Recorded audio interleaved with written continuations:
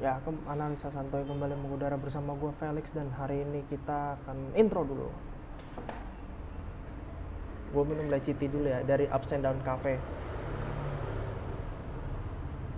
Oke, kita mulai. Jadi kalau sebelumnya kita udah ngebahas tentang Orion di Itali, kali ini kita bergeser ke negara bebuyutan yang jadi runner up Euro kemarin, yaitu Inggris.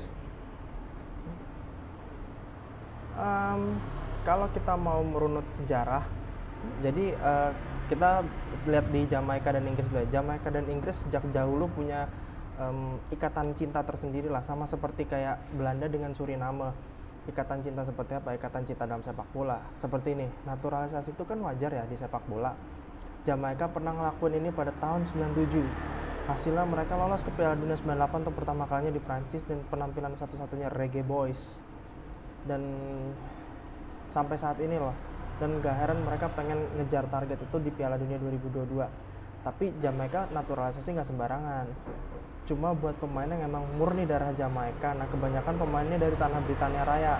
Ini kita bisa ngelihat ikatan cinta yang luar biasa antara Inggris dengan Jamaika, senada dengan ikatan cinta Belanda dengan Suriname dan Curaçao. Dari 22 pemain Jamaika yang pernah dibawa ke Piala Dunia 98, ada 9 yang gak lahir di Jamaika. Ada Andy Williams yang lahir di Kanada, yang kemudian masuk 10 pemain caps terbanyak Jamaika. Lalu ada pemain kelahiran Inggris kayak Paul Hall, Fitzroy Simpson, Deon Burton, dan Robbie Early, dan 4 lainnya. Lebih dari 2 dekade setelah itu, di Piala Emas kemarin 2021, ada 8 dari 23 pemain skuad Jamaika lahir di luar Jamaika. Nama-nama yang dikenal pun lumayan banyak. Ada Bobby de Cordova Reid yang bermain di Fulham, lalu ada Michael Hector, ada Adrian Mariappa yang main di Crystal Palace, lalu kemudian ada Liam Moore, Ravel Morrison yang sempat main di jebolan MU, sempat main di Lazio, sempat main di Norwegia, dan main di West Ham. Dua nama terakhir pernah ngebela timnas Inggris di usia muda ya, yaitu Liam Moore dan juga Ravel Morrison. Tapi itu nggak termasuk nama-nama yang nggak dibawa ke skuad. Nah, Presiden Asosiasi Sepak Bola Jamaika yaitu Michael Ricketts ngaku terang-terangan kalau Jamaika emang lagi banyak PDKT sama pemain Inggris dan Scotland. Dia punya list pemain incaran yang udah kayak transfer. Ada siapa aja?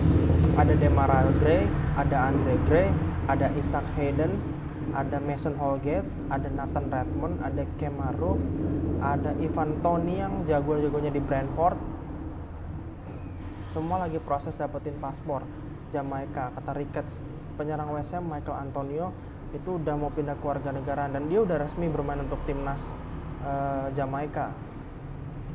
Meski kayaknya sering dibajak Jamaika talentanya, Britania tuh punya hubungan karib loh dengan negara Jamaika. Karena kan selain negara jajahan, Jamaika juga selalu mendukung timnas Inggris. Wajar sepak bola masuk juga dari pengaruh Britania bersama atletik dan kriket. Sebaliknya, beberapa pemain kelahiran Jamaika juga ada kok yang ngebela Inggris. Contohnya siapa? John Barnes, Raheem Sterling. Meski secara populasi total hanya 1% warga Inggris yang punya keturunan Karibia, namun hampir seperempat dari pemain timnas Inggris punya darah Karibia ya. Walau gitu, ada aja pemain yang gak mau ganti kewarganegaraan jadi Jamaika karena alasan masih bisa bersaing untuk masuk timnas Inggris. Ada siapa aja? Ada Max Aarons yang main buat Norwich, terus ada Ivan Toney tadi yang gue sebut. Alasan kedua adalah mereka gak yakin Jamaika bisa selalu masuk Piala Dunia. Alasan ketiga, bayaran untuk dari timnasnya gak sesuai. Nah, buat alasan Piala Dunia, sebenarnya Jamaika punya peluang sih, masih punya peluang di kualifikasi kali ini. Mereka masih bisa lolos sebagai wakil di playoff atau lolos 3 otomatis. Tapi ya saingan mereka berat sih, karena ada USA, ada Meksiko, ada Costa Rica, sama Honduras. Kalau buat bayaran, ternyata naturalisasi gini emang cukup transaksional, karena ini melibatkan mitra sponsor dan mitra komersil, ngasilin keuntungan finansial. Kata Simon Chadwick, profesor dari Eurasian Sport Industry, mengutip dari The Guardian. Beberapa mencibir logika kayak gini. Ini adalah sifat ekonomi geopolitik sepak bola saat ini. Duit, politik, identitas, dan olahraga pasti nyampur. Asalkan timnas Jamaika penampilannya bagus dan sukses, mereka nggak bakal masalah kok kalau skuad mereka dipenuhi pemain yang lahir dari luar negeri. Sebagai bayangan gini, menurut The Athletic, pemain biasanya mau duit $7.000 atau 100 jutaan lah per laga, dan tambahan $1.000 untuk setiap menang. Padahal asosiasi sepak bola Jamaika cuma biasa ngasih $2.000 buat buat starter, 1.500 kalau masuk dari bench, dan 1.000 buat yang nggak main plus tambahan 1.500 kalau menang, dan 1.000 kalau imbang. Sebagai perbandingan, timnas US cowok ngasih $5.000 per pertandingan. Makanya Ricket selalu siaga nego buat naturalisasi. Jika kami ke Piala Dunia itu bakal berdampak besar bagi setiap orang Jamaika. Seenggaknya Jamaika naturalisasi karena emang ada hubungan darah, nggak asal ambil ngalor ngidul. Ya kita lanjut hasilnya nanti. Nah,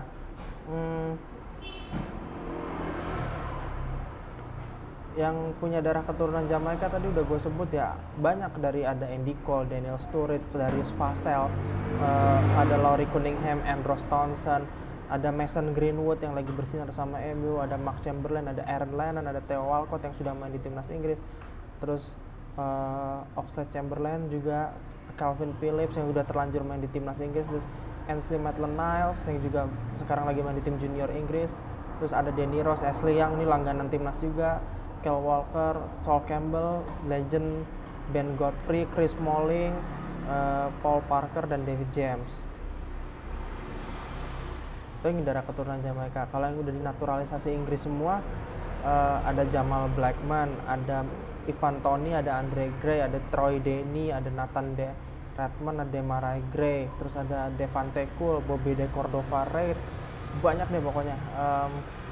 Gue juga akan ngasih gini, sebenarnya kalau lo mau lihat, ada beberapa potensi juga bagi beberapa pemain bisa berpindah membela negara lain yang masih serumpun. Ada contoh gini, Ben Chilwell, back kirinya Inggris dan Chelsea saat ini, dia tuh punya darah keturunan Selandia Baru dan dia sebenarnya bisa aja membela Selandia Baru, tapi dia melihat bahwa potensi Selandia Baru sangat sulit untuk masuk turnamen besar, sehingga ya dia pasti milih untuk timnas Inggris, dan dia juga udah lama kan berkarir di Inggris. Begitu pula Jack Grealish ini kelahiran Irlandia, tapi dia lebih milih untuk membela timnas Inggris, dan sekarang dia udah jadi andalan timnas Inggris setelah ditransfer dari Manchester City. Lalu ada penyerang andalan Spurs, Harry Kane ini ternyata memiliki darah orang Irlandia, sebegitu pula dengan Harry Maguire. Jadi Harry Maguire juga, duo Harry ini memiliki darah Irlandia dari keturunan leluhurnya, tapi sekarang mereka sudah jadi bintang untuk timnas Inggris. Lalu ada Tyrone Mings ini berdarah Barbados, back tengah dari Aston Villa. Lalu ada Calvin Phillips yang katanya dijuluki Pirlo dari Yorkshire dan main di Leeds United, dia berdarah Irlandia Jamaika. Ini belum tadi gua sebut, tapi sebenarnya bisa harusnya buat timnas Jamaika, tapi sekarang dia udah diambil sama timnas Inggris. Lalu ada Marcus Rashford, dia kelahiran St. Kitts Nevis, itu negara di kawasan Karibia.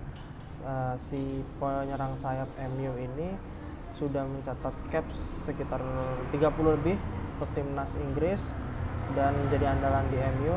Sayangnya dia sudah memilih untuk membela timnas Inggris karena dia sudah berkarir di Inggris sejak muda. Lalu Declan Rice ini unik kasusnya. Declan Rice ini pernah membela timnas Irlandia pada saat masih muda, dan sebenarnya dia sempat mencatatkan caps 3 pada saat di timnas senior, tapi dia memutuskan untuk membela timnas Inggris ya. Dan dia sebenarnya aslinya juga dari Irlandia karena kakek neneknya dari Irlandia, tapi dia lama di Inggris karena kan dia sudah dididik di akademi Chelsea kan dari muda. Lalu ada Bukayo Saka nih, gelandang kirinya Arsenal, dia ini punya darah Nigeria. Lalu Jadon Sancho yang si manusia $90 juta di MU ini lahiran Trinidad Tobago. Lalu duo Jamaika lain ada Kyle Walker dan Raheem Sterling, tadi gue udah sebut andalan-andalannya Man City. Tapi walaupun mereka tadi yang gue sebut sudah membela timnas Inggris, kita melihat ada beberapa pemain yang akhirnya membelot dari timnas Inggris ke negara lain. Contoh, ada Benjamin Brereton Diaz. Jadi Ben Brereton ini dia kelahiran Inggris, kelahiran Stoke City. Dia pernah membela timnas Inggris U19 Piala Dunia U20 selama 2 tahun. Sebelum akhirnya 2021 dia menerima panggilan untuk timnas Chile. Ya, padahal faktanya gini, Ben Brereton ini cuman bermain untuk timnas Inggris. Bukan bermain. Dia itu cuman tinggal di Chile itu pada saat masih bayi. Jadi dia tuh belum sepenuhnya fasih berbahasa Spanyol. Cuman karena dia memiliki ibu seorang berdarah Chile, makanya dia lebih milih membela timnas Chile ketimbang Inggris, karena dia merasa bahwa peluang untuk lebih sering main di timnasnya lebih banyak ketimbang di Inggris yang persaingannya pasti susah. Lalu Jamal Musiala ini didikan asli Chelsea, sempat dididik di Stuttgart terus ke Bayern Munchen. Dia ini pernah bermain untuk U16, U17 dan U21 Inggris selama 2 tahun dari 2018 sampai 2020. Tapi karena dia merasa bahwa kesempatan dia agak sulit untuk menembus timnas Inggris yang diisi banyak pemain muda, makanya dia lebih milih membela timnas Jerman. Makanya dia naik ke tim utama Bayern Munchen agar dapat kesempatan main di timnas Jerman, Jamal Musiala, dan terbukti dia sudah dapat kesempatan tampil di Euro kemarin. Lalu ada Yunus Musa ini unik loh, dia punya darah Italia, Kanada, Ghana, dan juga Inggris. Tapi dia sempat membela Inggris dari level U15 sampai U18 selama 3 tahun dari 2016 sampai 2019. Sekarang dia memutuskan membela timnas Amerika Serikat sejak 2021. Dia sebagai pemain tengah andalan dari Valencia saat ini. Lalu Cha Adams ini pernah membela Inggris U20 tahun 2015. Tapi dia kemarin tampil di Euro bersama dengan Skotlandia ya, penyerang Southampton ini. Lalu Wilfried Zaha ini selama 2 tahun pernah membela Inggris dari U19, U21 dan sempat main di tim senior, tapi hanya beberapa kali. Sekarang dia malah membela Pantai Gading, si penyerang dari Crystal Palace ini. Lalu ada Alex Iwobi ini pernah membela Inggris dari U16 sampai U18 selama 2 tahun dari 2011 sampai 2013. Tapi sayang ex gelandang sayap Arsenal ini memutuskan untuk membela Nigeria sejak 2015 dan dia sempat dapat panggilan timnas di Piala Dunia juga. Lalu ada Nico Yenaris, kan namanya jadi Like. Dia bermain untuk timnas Inggris junior dari U17 sampai U19 selama 3 tahun dari 2009 sampai 2012, dan sekarang dia pindah warga negaranya lebih gila ke China sejak tahun 2019 dan lebih banyak berkarir di Cina.